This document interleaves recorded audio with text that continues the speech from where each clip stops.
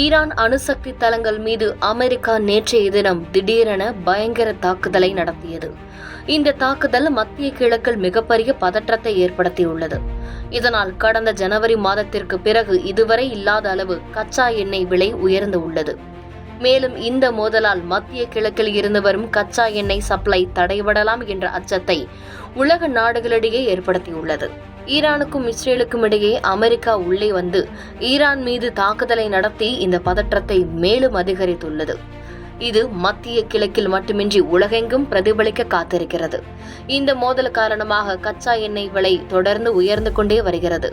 கடந்த ஜூலை 13ஆம் தேதி ஈரான் மீது இஸ்ரேல் முதல் முறையாக தாக்குதலை நடத்தியது. அப்போது முதலே கச்சா எண்ணெய் விலை உயர்ந்தே வருகிறது. அமெரிக்காவின் இந்த மோதலால் கச்சா எண்ணெய் விலை மேலும் மேலும் அதிகரித்துக் கொண்டே இருக்கிறது. அது மட்டுமின்றி தற்பொழுது இஸ்ரேலுடனான மோதல் தீவிரமடைந்துள்ள நிலையில் ஹார்முஸ் நீரணையை மூட ஈரான் நாடாளுமன்றமும் ஒப்புதல் அளித்துள்ளதாம். இந்த முடிவால் சர்வதேச அளவில் கச்சா எண்ணெய், பெட்ரோல், டீசல் விலை உயரும் என்று அபாயம் ஏற்பட்டு உள்ளது. இந்தியாவின் கச்சா எண்ணெய் இறக்குமதியில் 40 விழுக்காடு இந்த வழித்தடத்தை மையப்படுத்தியே அமைந்துள்ளது.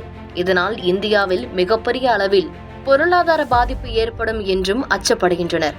ஏனென்றால் கச்சா எண்ணெய் விலை உயர்ந்தால் இந்தியாவில் பெட்ரோல், டீசல் விலையும் தாறுமாறாக உயரும்.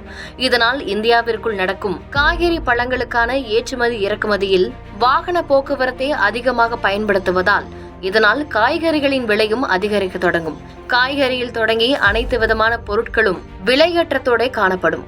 இதனால் மக்கள் மிகப்பெரிய அளவில் பாதிக்கப்படுவார்கள் என்றும் கூறப்படுகிறது. செய்திகளை உடனுக்குடன் தெரிந்து கொள்ள கீழ்கண்ட கேபிள் மற்றும் டிடிஎச் நெட்வொர்க்குகளில் எம்நாடு செய்தி தொலைக்காட்சியை காணுங்கள். பாதகம் செய்பவரை கண்டால் நாம் பயம் கொள்ளலாகாது பாப்பா. மோதி மிதித்துவிடு பாப்பா, அவர் முகத்தில் உமிழ்ந்துவிடு பாப்பா. அண்மை செய்திகளை உடனுக்குடன் தெரிந்து கொள்ள இணைந்திருங்கள் எம்நாடு தொலைக்காட்சியுடன்.